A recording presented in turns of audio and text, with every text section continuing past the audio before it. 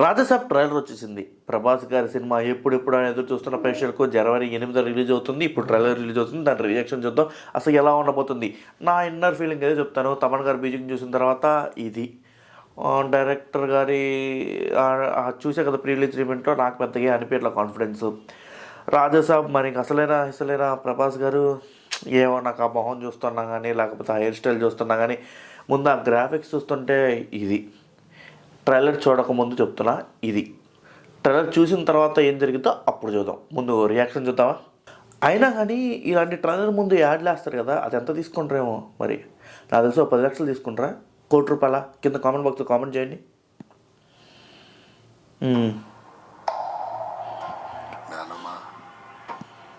First ఇంప్రెషనే నాకు ఒక పెద్ద హీరోలాగా అనిపించలేదండి. మ్యూజిక్ కూడా అంతే అనిపించింది. ప్రపంచంలో నీకు అన్నీ మర్చిపోయి రోగం ఉన్నా ఆయన మాత్రం అస్సలు మర్చిపోలేదు. అంటే దీని అర్థం ప్రభాస్ గారు తాతయ్య దయ్యం తాత వచ్చాడు అని టీజర్లో చూశాను. బట్ అప్పుడే కన్ఫర్మ్ అయింది అనుకో. బట్ దయ్యాన్ని తాత కూడా అనొచ్చు కదా అనే ఫీలింగ్లో ఉన్నా. బట్ ఇప్పుడు ఒరిజినల్ తాతయ్య అనమాట. తాతయ్య దయ్యం అంటే ప్రభాస్ వాళ్ళ తాత దయ్యం అనమాట. బా ఎందుకో గ్రాఫిక్స్ కొట్టిందండి. ఫస్ట్లోనే నాకు అంత అనిపించలేదు గ్రాఫిక్స్. అలాగే రాజా టైం స్టార్ట్ అయిందంటే సినిమా హిట్ కొట్టిద్దని నమ్మకం వాళ్ళకి. ప్రభాస్ గారు ఏడుస్తున్నారు. అక్కడ ఏదో జరిగింది.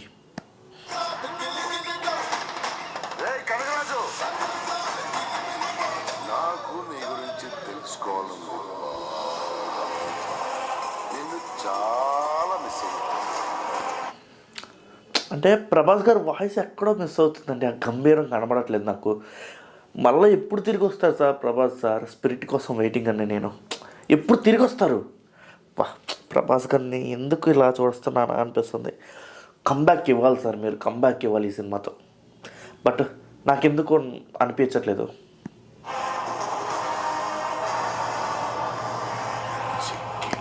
మళ్ళీ గ్రాఫిక్స్ ప్రతి సీన్లోనే dull.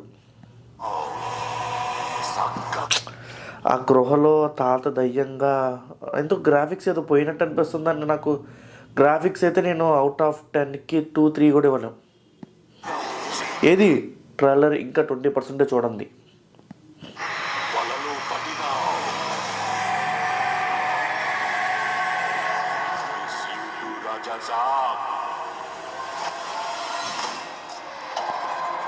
The biggest horror fantasy అంట.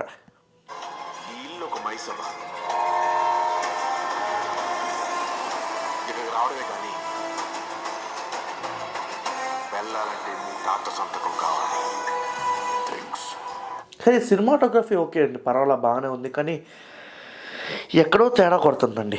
కొంచెం గ్రాఫిక్స్ సెట్టింగ్ కొంచెం అంటే ఈ సెట్ వేసారా బాబు అనేటట్టుంది.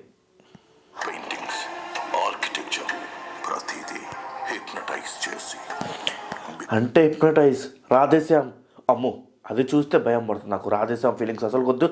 మర్చిపోయా.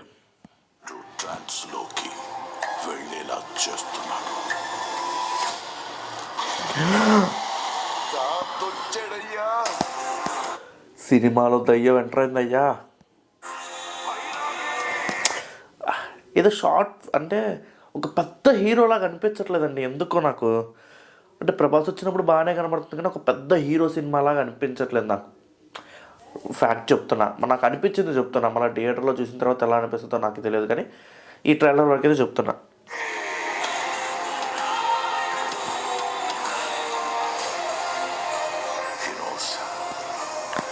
50% చూసిన తర్వాత కూడా నాకు బీజిఎం గ్రాఫిక్స్ డల్. అంటే అనుకున్నంత లేదు. నేను ఎక్స్పెక్టేషన్ చాలా బాగా చేసుకున్నట్టున్నా. అందువల్ల ఇలా ఉందేమో అనిపిస్తుంది.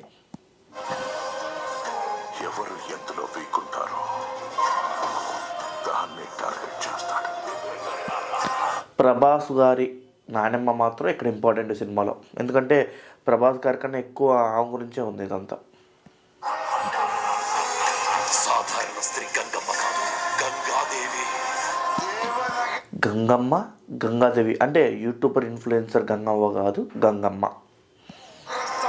ఓకే, ఇప్పుడు కొంచెం పర్వాలా గ్రాఫిక్స్. కానీ అర్థమైపోతుంది, ఇది గ్రాఫిక్స్ అని అర్థమైపోతుంది, సెట్టింగ్ అని అర్థమైపోతుంది. ఇదేందేమా బాహుబలిలో రమ్యకృష్ణ లాగా అలా ఇచ్చింది ఇంట్రక్షన్. ఇది పెద్ద క్యారెక్టరే వాళ్ళ నానమ్మది.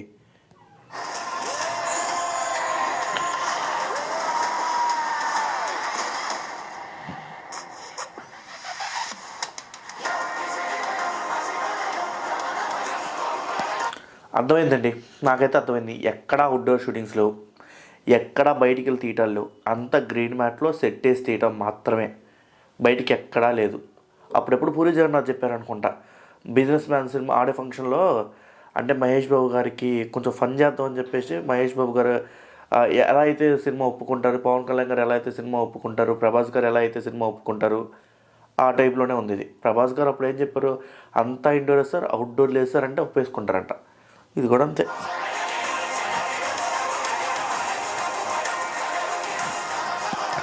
మొత్తం అదే బిల్డింగ్లో అండి, నాకు అర్థమైపోయింది. సినిమా మొత్తం అదే బిల్డింగు. వేరే వరల్డ్ సృష్టించుకొని ఆ వరల్డ్ మనం ఉండి ఇక్కడ వాడితో యుద్ధం చేయాలి. అంటే ఇది ఒక స్పిరిట్ అసలు నాకు అర్థం కావట్లేదులే కానీ అండి, చెప్పడం ఏంటో అర్థం కావట్లేదు. అంటే ఏదో ఉంది, బట్ అదేందో అర్థం కావట్లేదు. సినిమా చూస్తే అర్థమైద్ది.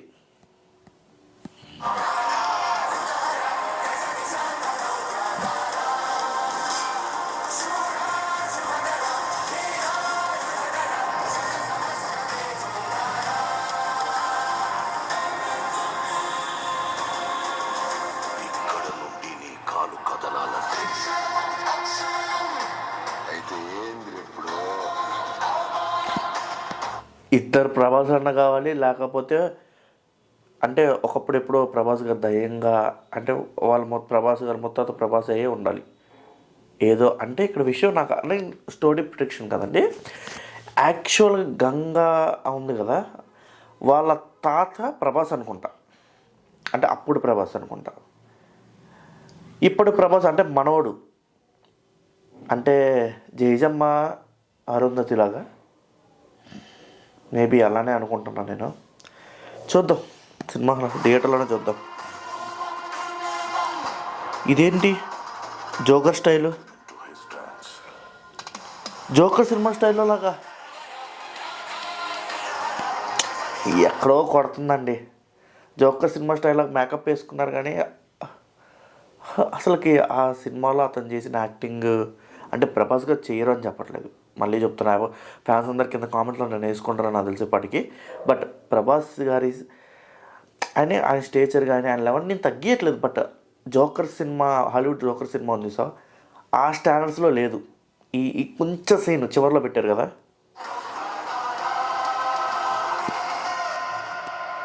నచ్చలేదండి.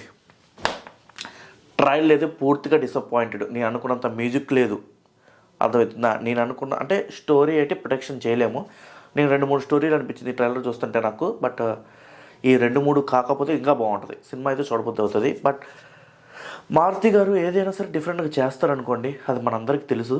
చూద్దాం ఏం జరిగిద్దో. బట్ చివరిలో ప్రభాస్ గారికి ఆ జోకర్ సెటప్ నచ్చలేదండి, అస్సలు నచ్చలా. తీసేయండి, ముందు మీరు తీసేయండి. ఒక ప్రభాస్ ఫ్యాన్స్ మీరు కూడా కింద తీసేయమని చెప్పండి. మీకు నిజం చెప్పండి కింద కామెంట్ బాక్స్లో. మీకు నచ్చిందా, మీకు ఆ పిక్ నచ్చిందా, ఆ ఫోటో నచ్చిందా, ఆ సీన్ నచ్చిందా అసలు మీకు అలా పెడితే? ప్రభాస్ గారికి ఆయన మొహమే ఇప్పుడు చూడలేకపోతున్నాం. ఆయన మొహం కొంచెం ఎందుకో కొంచెం బాగలేదు, ఉన్నది చెప్తున్నా ఫ్యాక్ట్. అలాంటిది ఇలా అయితే ఎలా అండి? మరి ఆయనకి పెయింట్ వేసి ఆ జోకర్ గెటప్లో చెడగొడుతున్నారబ్బా. ఇలాంటివి మానుకుంటే మంచిదేమో నా అభిప్రాయం. మీ అభిప్రాయం కామెంట్ బాక్స్లో కామెంట్ చేయండి ప్లీజ్. మళ్ళీ కలుద్దాం వేరే వీడియోలో.